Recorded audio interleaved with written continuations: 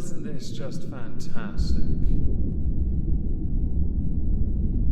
Captain's Log, Subdate 21103.1. I attempted to treat myself, as we had excessive amounts of replicator rations going, by replicating a left-handed Ibanez eGen 18, but apparently Subfleet didn't get the copyright permissions, and Ibanez are refusing to make me one.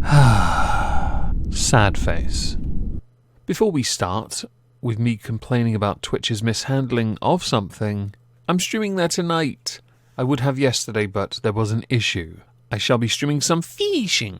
If you're at all interested in a casual stream and some pleasant chit-chat, please consider swinging by. My channel is linked in the description down below. The topic for today, as I earlier mentioned, is going to centre around how poorly Twitch handled criticisms and legal action because they were not prepared for what was going to happen as an inevitability. Now, as someone that streams regularly to Twitch, there are a number of gripes I have with the platform.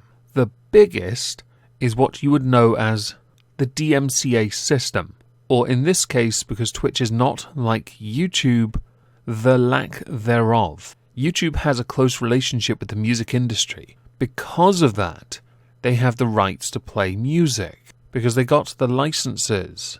This is important, because on top of that, because of how close they are, it means that if someone is infringing on another's copyright, there is a system in place that is supposed to, although more often than not it does not, but it is still there regardless, that gives someone the opportunity to contest it. This is important. It is a due process of sorts that can escalate to legal if a hand is forced. Granted, there are a few genres that are given a little more leeway than others and inevitably always win. The music industry, oddly, is one of them. The only other people that get to bend Susan Wojcicki over this much are advertisers. And at this point, they're wrist to elbow in Susan Wojcicki. A DMCA stands for Digital Millennium Copyright Act. At the start of this video, before the Captain's Log, there was a card on the screen. Now, it does need to be updated so you can see it a bit more clearly, but it is in fact a fair use disclaimer, explaining what rights I have to certain content I may use in my video that does not belong to me, which is relevant because I do intend on playing some clips here and there for relevant pieces that are important. Context does matter on this channel. There are a number of flaws within the DMCA system YouTube uses when it comes to takedown notices. There have been others worldwide when it came to research, and there are people who are currently still trying to reform it with things like the Unlocking Technology Act of 2015 and the Breaking Down Barriers of Innovation Act of 2015. And understandably, there have been lawsuits from companies believing that Section 1201 of this DMCA bill does in fact violate the First Amendment, but this is a huge distraction from Twitch. Twitch doesn't have one, by the way, a system that is. Twitch's way of dealing with it is, if someone claims it, they'll quickly review it, and invariably, unless you're one of the top booby streamers, you're getting yeeted. That might sound a little misogynistic on my part, but Alinity is still on her site after feeding her cat vodka. So with all of this in mind, we should talk about what has happened in 2020, because it's been a very, very messy year. Many of us have suffered because of coronavirus, or Hong Kong flu, China virus, Corona-chan, whatever you want to call it, hoax perhaps, call it whatever you want, whatever it is that has caused lockdown, so herding of people I believe is another one. This has caused many people in many different industries to have to find another way to maintain their coffers. I was watching a stream recently by Matt Heafy, who is the lead singer for the band Trivium, and he discussed this. He is in a band that is mid-tier, in the sense that they cannot sit on the royalties they make from music because they don't make any. Therefore, their bulk income comes from touring, which is a problem because they can't tour. So the only way they can go around that is for each member to maintain their own income if they haven't already done so outside of Trivium. If any of them have invested in property, well done. But they all stream on Twitch as a means to offset their losses. While their coffers slowly deplete, they are trying to make that an even slower event. Along with Matt Heafy, there are other artists. Some who don't tour, they're just Twitch guitarists, YouTube guitarists. Musicians that have, instead of busking or being in a band or touring or anything like that, make their money from doing covers or from creating their own music on air, either in video form or via a live stream, where, and it is a little more interactive, they may well take requests from their audience. Herman Lee is one of my favourite guitar players of all time. He is the lead guitarist for Dragon Force, a band I have seen far too many times.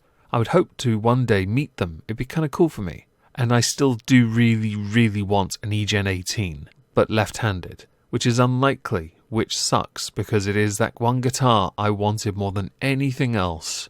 Well, Herman Lee over the last few years has been streaming on Twitch and growing and cultivating a very large audience. He averages over 1,000 viewers per stream. I know G. Anzalone, the drummer for Dragon Force, also streams.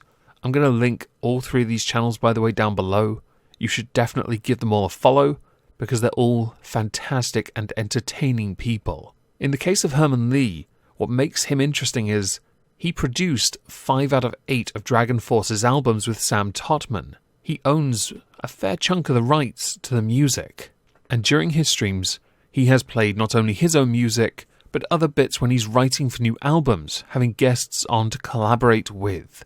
But he's also, and I know this because I watched them when I was there myself, he's live streamed his gigs by wearing what looked like a rather large Ghostbusters Proton pack, which I thought was incredibly entertaining. Because of the whatever you want to call it virus, he has been more active on YouTube and Twitch, creating segments with Sam Totman, the rhythm guitarist and also writer of many of the songs. And to be honest, the show is fantastic because they're playing their own music, and I can understand why they are, because they're not able to do a live show. However, Twitch doesn't have the licenses. A couple of weeks ago I saw a tweet that said that because of many artists that were being taken down, suspended or yeeted entirely from Twitch, the Twitch artists are responsible for obtaining the licenses. But actually, no, they're not. It is entirely on Twitch, and by extension Amazon, to get the licenses so that their streamers have the permissions in place to play music. And if by chance the music in question happens to be their own music, oh dear Lord, the optics on this one aren't going to look good, are they? With that in mind, last week Herman Lee got suspended. It's interesting to note, it wasn't long ago, maybe a year, Dragon Force played at TwitchCon, to one of the deadest audiences I've ever seen in my life. A lot of people in the UK give American audiences shtick for not being very animated during a live show. I think they're right to. Your audiences were dead. I've seen your festivals as well. It's pretty bad. Hell, we had a Celine Dion mosh pit at my last Dragon Force gig.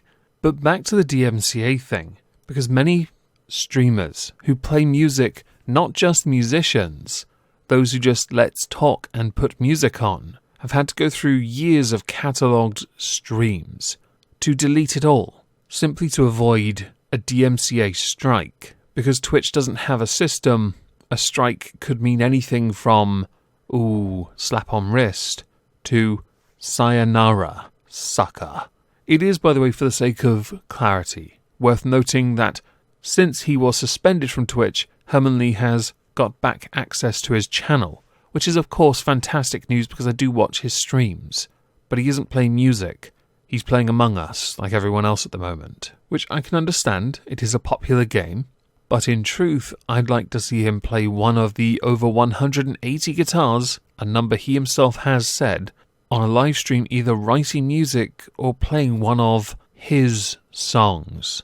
It is my hope that the RIAA and other music governing bodies are able to work with Twitch to set up a system where artists, whether they be musician or even just Let's Talks, can play music, because I don't think anyone wants to sit there in dead stone silence with the odd bit of awkward conversation because they're not allowed to play anything that could be considered a tune. Do I need to start humming some random song and wait for the inevitable copyright claim? But perhaps with regards to working together, I might be being a little too optimistic or naive. Twitch is hardly renowned for working with its own streamers, much like YouTube with their creators. So what makes me think for even a second they'll be willing to work with the music industry? I'm sure given enough time, Jeff Beelzebub will try and own that as well. With this, I'd love to know what you think. Please do let me know what you think in the comments down below. Please do also consider following Matt Heafy, G. Anzalone, and Herman Lee on Twitch. And if I don't see you over there tonight for some fishing, have a fantastic Tuesday, and thank you all for listening.